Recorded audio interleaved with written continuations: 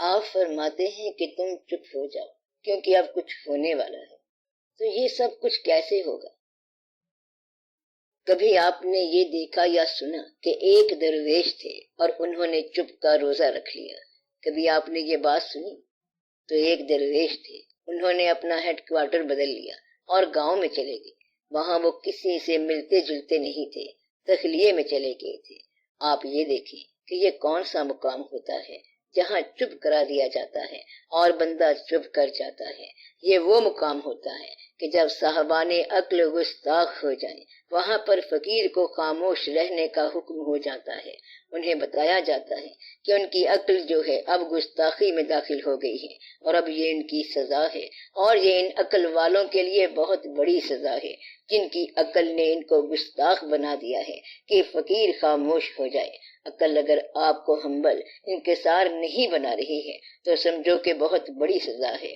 کوئی بھی بڑی تبدیلی، ٹوٹل ٹرانسفارمیشن یا معاشرے کی تخلیق یا کوئی اور واقعہ جو ہے اس وقت تک کبھی مارز وجود میں نہیں آئے گا جب تک کہ عقل مؤدب ہونی شروع نہ ہو جائے۔ گستاخ عقل جو ہے یہ عتاب ہے، اس عقل والے کے اوپر بھی ہے اور باقیوں کے لیے بھی ہے۔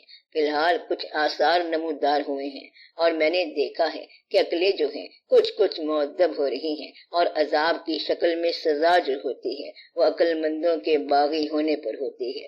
یعنی جب عقل جو ہے یہ غیر مہذب ہو جاتی ہے اور غیر شائستہ ہو جاتی ہے، جتنا علم آتا ہے، جتنی تبدیلی آتی ہے، جو اخلاق آتا ہے، یہ انٹلیکچوئلز کے لیے ہے، دانشوروں کے لیے ہے۔ عوام الناس تو بڑے سادہ لوگ ہیں، وہ تو اللہ والے ہی ہوتے ہیں اور مکمل اللہ والے ہوتے ہیں، تو وہ پیور اللہ والے ہیں اور اللہ خود ہی ان کا کام کرتا ہے۔ کیونکہ جن کو یہ نہیں پتا کہ کلمہ کسے کہتے ہیں اور پڑھتے کس طرح ہیں، انہیں کچھ پتا نہیں ہے کہ رزق کہاں سے آتا ہے، کیسے ہوتا ہے۔ وہ صبح اٹھتے ہیں اور بیل کی طرح کام کرتے چلے جاتے ہیں۔ بات صرف جاننے والے کی ہے، اور یہ دو قسم کے ہوتے ہیں، جاننے والا مؤدب اور جاننے والا گستاخ۔ گستاخ عبرت کے اندر داخل ہونے والا ہے۔ میں آپ کو اطلاع دے رہا ہوں کہ گستاخ انٹلیکٹ عقل جو ہے یہ عبرت میں داخل ہونے والی ہے، اور مؤدب انٹلیکٹ جو ہے وہ نافذ ہونے والی ہے، آپ کے معاشرے کی تصحیح کے لیے نافذ ہونے والی ہے۔ آپ لوگ بتائیں کہ اور کیا چاہیے؟ اس اطلاع کی آپ کو سمجھ آ گئی ہے کہ جو انٹلیکٹ عقل غیر مؤدب ہے، گستاخ ہے، جو ذہن گستاخ ہے، اس پر عبرت نازل ہونے والی ہے، اور جو انٹلیکٹ مؤدب ہے اس کا نفاذ ہونے والا ہے۔ نفاذ کے معنی یہ ہے کہ آپ کو دائرہ اختیار مل جائے گا، اور آپ کا دائرہ اختیار اتنا ہے جتنی آپ کے ذہن کی رینج ہوگی، تو اسے ہم دائرہ اختیار کہیں گے، اور وہ مل جائے گا۔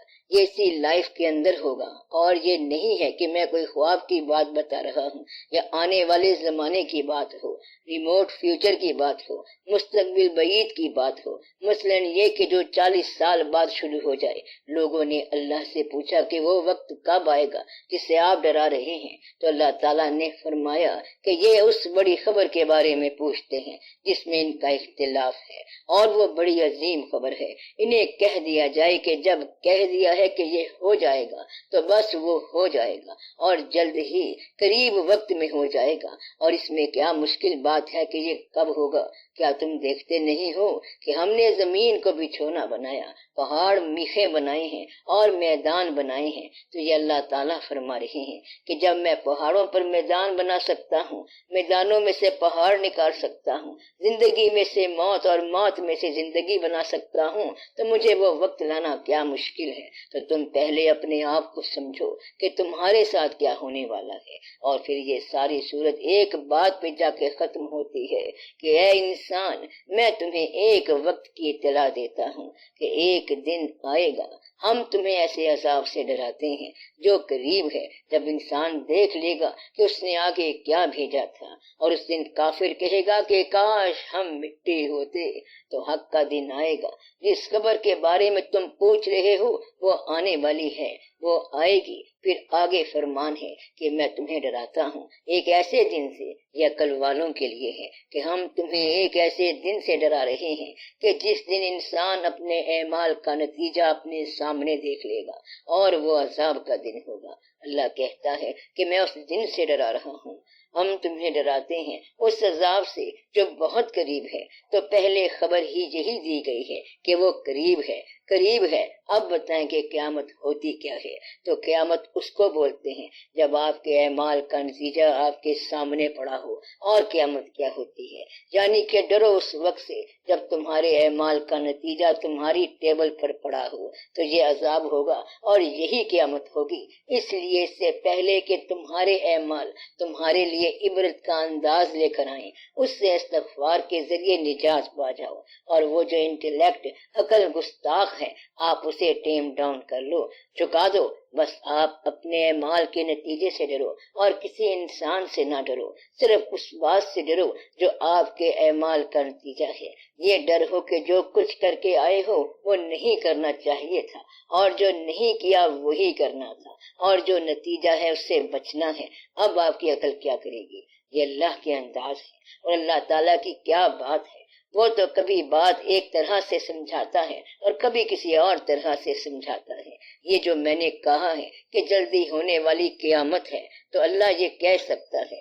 اللہ کے دن اور رات اور ہیں، اس کی باتیں اور ہیں۔ تو ہم نے یہ بتایا ہے کہ گستاخوں کا اصل ان کے لیے عبرت لا رہا ہے، اور وہ جو عقل مند ہے، سنسیئر، مخلص ہے، ذہین ہے، گستاخ نہیں ہے، ماننے والا اور مؤدب ہے، تو اس کے نفاذ کا وقت آ رہا ہے۔ نفاذ کا معنی یہ ہے کہ اس کے لیے اچھا وقت آ رہا ہے، بلکہ آپ یوں کہو کہ اچھوں کے لیے اچھا وقت آ رہا ہے اور بروں کے لیے برا وقت آ رہا ہے۔ یہ تو آسان بات ہے، اور اس میں کیا مشکل بات ہے؟